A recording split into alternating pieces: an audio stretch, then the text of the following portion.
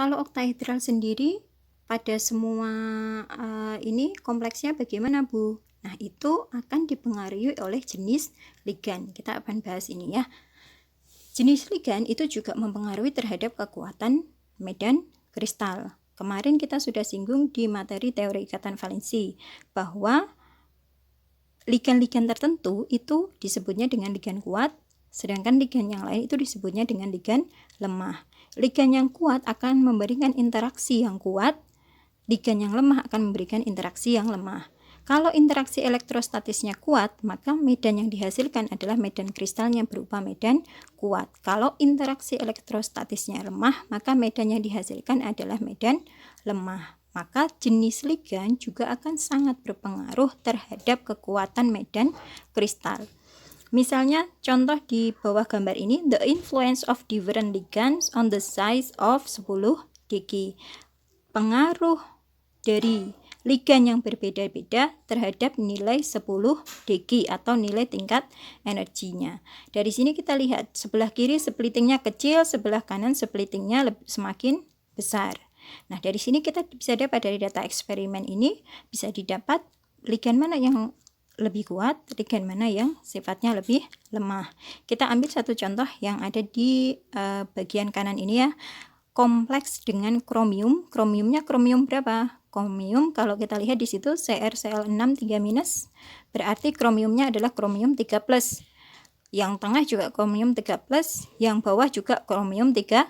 Jadi sama. Atom pusatnya itu memiliki bilangan oksidasi yang sama atau memiliki muatan yang sama 3+. Kalau diukur ini ternyata medan kristalnya yang atas itu 163 kJ per mol. Jadi ini tidak menggunakan bilangan gelombang tadi ya, Cm-1, tapi ini sudah dikonversi ke bentuk energi. Kita lihat energinya adalah 163 kJ per mol. Sedangkan yang bawah adalah 259 kJ per mol, bawahnya lagi adalah 314 kJ per mol. Dari sini sama-sama oktahedral, tetapi ternyata 10 degi-nya nilainya berbeda. Mana yang paling kuat adalah CrCN63-.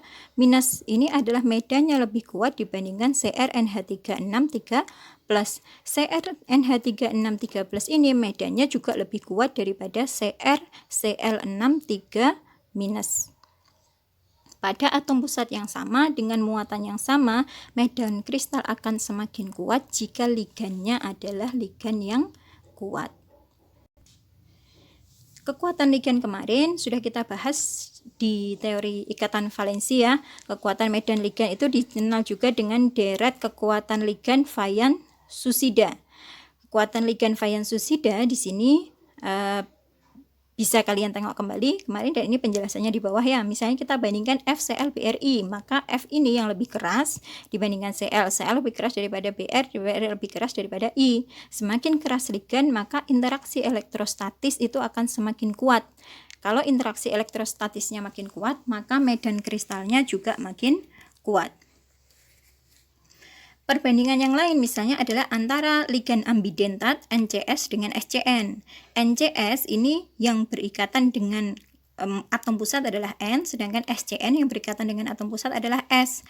Mana yang lebih kuat? Berdasarkan deret spektroskopi itu ternyata SCN, di mana yang berikatan dengan N itu lebih kuat daripada ini nyebutnya harusnya NCS, lebih kuat daripada SCN. Kenapa kok bisa begitu? Bisa kita lihat ini adalah dari kemampuan atom N dan S yang berbeda. Dari di sini bisa dilihat di bawahnya, kemampuan membentuk back bonding atom N itu lebih besar daripada S, sehingga ikatan antara Mn itu akan lebih kuat daripada Ms. Interaksinya akan lebih besar, sehingga medan kristal NCS itu akan lebih besar daripada SCN. Perbandingan yang lain misalnya kita lihat dari CH3CN dan NH3. CH3CN asetonitril ya. Asetonitril dan NH3 ini atom donornya sama-sama N, tapi NH3 merupakan ligan yang lebih kuat di sini dibandingkan CH3CN. Kira-kira apa penyebabnya? Penyebabnya ini adalah karakter S atau keelektronegatifan daripada atom donornya. Misalnya N loh, atomnya kan sama Bu. Ya sama, tapi memiliki keelektronegatifan yang berbeda. Dari mana lihatnya? Itu dari orbital hibrida yang dipakai. Kalau dalam NH3 ini kan BK4 aslinya ya. BK4 berarti dia sp3. sp3 karakter S-nya itu berarti 25% dari total 100%. Sedangkan di CH3CN ini kan rangkapnya 3. Berarti N-nya ini menggunakan orbital hibrida sp. Karakter S-nya adalah 50%. Semakin besar karakter S itu, maka dia semakin sukar mendonorkan elektronnya atau PeB-nya. Kalau semakin sukar mendonorkan, berarti dia kemampuannya sebagai ligan itu semakin berkurang atau ligannya semakin lemah ya. Kalau S-nya itu kecil, karakter S-nya kecil, kemampuan donor dari ligan itu semakin besar sehingga ligannya memberikan interaksi yang lebih kuat dengan metal sehingga dia disebutnya adalah ligan yang kuat. Interaksi semakin kuat antara ligan dengan metal, maka medannya semakin besar. Yang satu lagi itu adalah ada EN itu ya. EN ini dia lebih kuat ya. EN ini etilen diamin. Dia kita tahu etilen diamina berarti ada diamina. Ligan bisa membentuk speed, maka ligan speed ini dia akan membentuk medan yang lebih kuat. Sebelum ke situ, ke sini dulu. Nah, gini. Berarti pada medan oktahedral tadi kalau ligannya berbeda-beda, dia akan menghasilkan medan kristal yang juga berbeda-beda. Bisa medannya itu kuat, bisa medannya lemah. Ilustrasinya bisa kalian lihat di gambar di bawah itu ya. Kalau splittingnya besar berarti dia 10 degi-nya besar, medannya kuat. Kalau splittingnya kecil berarti 10 degi-nya kecil, medannya juga lebih lemah. Hal ini akan berpengaruh terhadap pengisian elektron pada masing-masing orbital itu. Kalau 10 degi-nya besar berarti elektron itu akan sukar naik. Sedangkan kalau 10 degi-nya kecil berarti elektron lebih mudah naik. Kalau sukar naik dia akan ngapain? Dia akan memilih untuk berpasangan. Sedangkan kalau yang kecil maka dia akan lebih memilih untuk eksitasi ke atas daripada berpasangan dulu. Secara gampangnya kalau 10 degi-nya besar maka setelah paralel terisi di bawah, dia akan memilih berpasangan daripada naik ke atas, karena naik ke atas dia butuh energi tinggi. Sedangkan kalau 10 degi-nya kecil, setelah paralel di bawah itu terisi dulu, maka yang selanjutnya, yang keempat ya, itu dia akan memilih naik ke atas dibandingkan berpasangan, karena naik ke atas butuh energi kecil. Kenapa nggak berpasangan, Bu? Berpasangan kan stabil. Berpasangan itu kalian ingat juga bahwa berpasangan itu dia membutuhkan energi untuk mengatasi tolakan antar elektron. Karena yang berpasangan itu kan sama-sama elektron. Maka dia ketika dipasangkan, itu dia juga akan mengalami energi tolakan. Kalau masih bisa tersusun secara paralel, maka dia akan memilih tersusun secara paralel. Jadi kalau dia naik eksitasi ke atas energinya lebih rendah, maka dia akan memilih naik ke atas. Tapi kalau untuk naik dia sangat tinggi, maka dia elektron keempat akan berpasangan saja di bawah. Tidak apa-apa saya mengatasi energi tolakan untuk berpasangan, daripada saya harus eksitasi ke atas dengan tingkat energi yang lebih tinggi. Pada dasarnya semua akan memperhitungkan berapa besar energi yang dikeluarkan. Lebih rendah mana? Berpasangan atau eksitasi ke atas.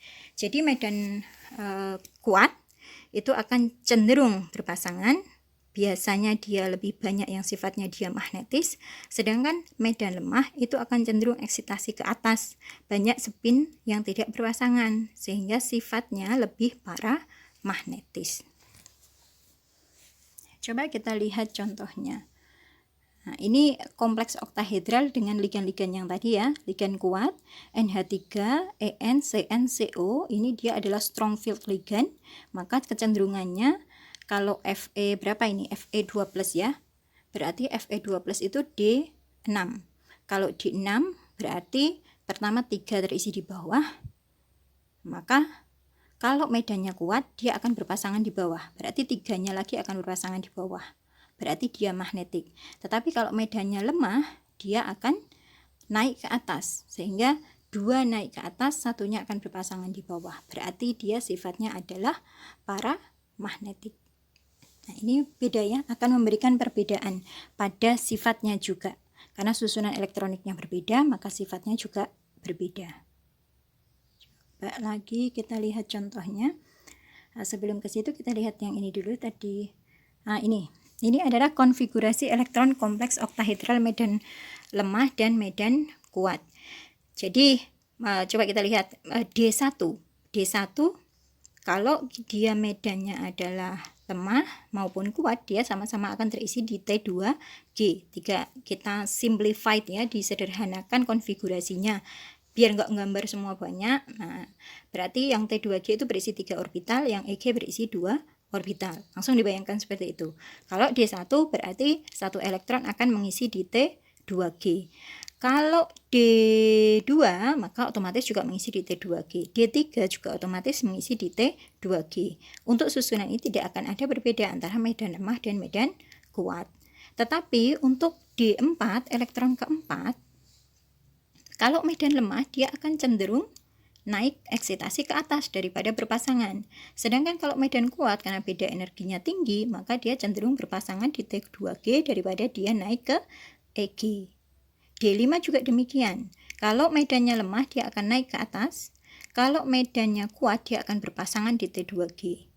D6 juga demikian, tapi D6 karena 2 itu sudah terisi paralel di atas 2, maka dia akan berpasangan di T2G. Nah, D6 medan kuat dia akan berpasangan juga di T2G. Sehingga ini D6 ini bedanya medan kuat sama medan lemah. Kalau dia medan lemah dia masih paramagnetik, ada yang tidak berpasangan. Kalau berpasangan 1 berarti berapa yang paramagnetik? Berarti 4. Kalau D6 medan kuat, dia sifatnya adalah diamagnetik karena semua berpasangan di atas. D7 maka baru 1 elektron di di elektron 7 itu dia naik di EG untuk medan kuat. D8 dia juga naik di EG. Tapi untuk medan lemah dia berpasangan di T2G. Pokoknya urutan pengisiannya itu seperti tadi. Kalau kuat dia akan berpasangan dulu, setelah semua paralel ya, setelah 3 orbital itu terisi sejajar paralel dulu, dia akan berpasangan di bawah. Karena naik ke atas butuh energi tinggi. Tapi kalau medan lemah dia terisi paralel, dia akan naik ke atas dulu. Baru setelah atas sudah terisi dia akan berpasangan di bawah. Ya, ini harus latihan pakai tangannya, harus digambar dulu kayak tadi T2G berapa, EG-nya berapa, terus kemudian ditulis di situ. Kalau nggak latihan nanti kagok ya. Nah, itu tadi. Berarti kita simpulkan bagaimana? Antara medan BK6 dengan BK4, BK6 lebih kuat medannya. Antara BK4 tetrahedral dengan bujur sangkar, medan bujur sangkar itu medan kuat, sedangkan tetrahedral itu medan lemah. Yang di BK6 sendiri ada 2 jenis, medan kuat dan juga medan lemah, tergantung pada jenis dari ligannya. Ya. Nah, di sini coba kita lihat di sini ada beberapa contoh. Ini ukurannya lebih kecil ya, tapi bisa diamati masih. Coba kita lihat 2 baris paling atas yaitu kompleks vanadium dengan BK5 dan BK4 dan BK6. Yang atas itu oktahedral BK6, yang bawahnya adalah tetrahedral. Bilangan oksidasi atom pusatnya sama, di sana adalah 44. Kalau kita lihat VCl4 ini kan netral, berarti V-nya 4+, sedangkan VCl6 2-, ini kan Cl-nya -1, berarti V-nya ini juga 4+. Maka bilangan oksidasi atom pusatnya sama. Strukturnya satunya oktahedral, satunya tetrahedral. Bisa kita tebak bahwa yang oktahedral itu adalah energinya lebih besar ya, tapi ini kan berdasarkan eksperimen. Kalau tebakan generalisasi kita, kesimpulan kita tadi kan harus berdasarkan eksperimen. Nah, ini datanya kita lihat bahwa yang oktahedral bilangan gelombangnya lebih besar daripada yang tetrahedral. Berarti oktahedral medannya lebih kuat daripada yang tetrahedral. Yang baris kedua, bukan baris kedua, klaster kedua maksud saya, CrF6 2- dan CrF6 3-. Nah, ini yang sama-sama oktahedral. Liganya sama-sama 6, berarti kita tidak bisa membandingkan dari jumlah ligan. Kalau gitu kita bandingkan dari jenis ligan. Ternyata sama-sama F. Nah, sama-sama F. Ini tadi saya kelewat satu yang membuat PowerPoint-nya kurang satu, yaitu pengaruh dari jenis atom pusat. Atom pusatnya di sini juga sama-sama Cr, Bu. Ya, tapi ada perbedaan. Yang atas itu Cr-nya muatannya adalah 4+, yang bawah Cr-nya adalah 3+. Mana ternyata yang lebih kuat energinya? Itu adalah ternyata yang 4+. Berarti apa?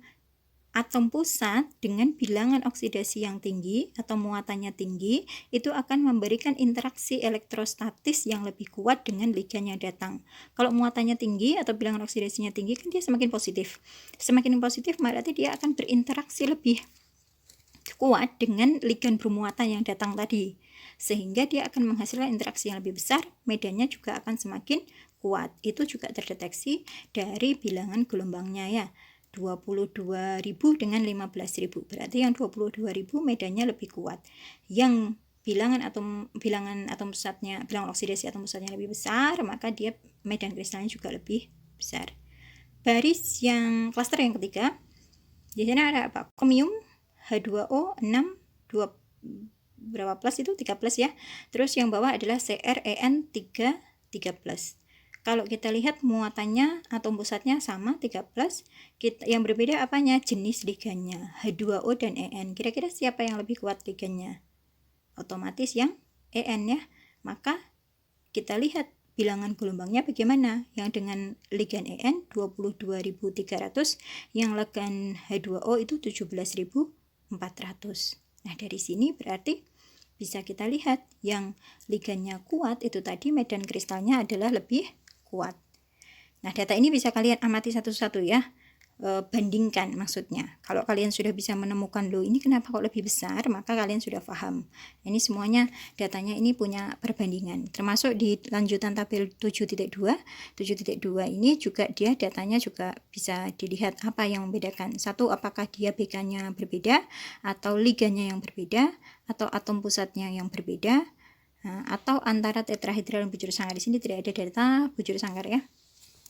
Jadi tidak bisa dibandingkan dengan bujur sangkar.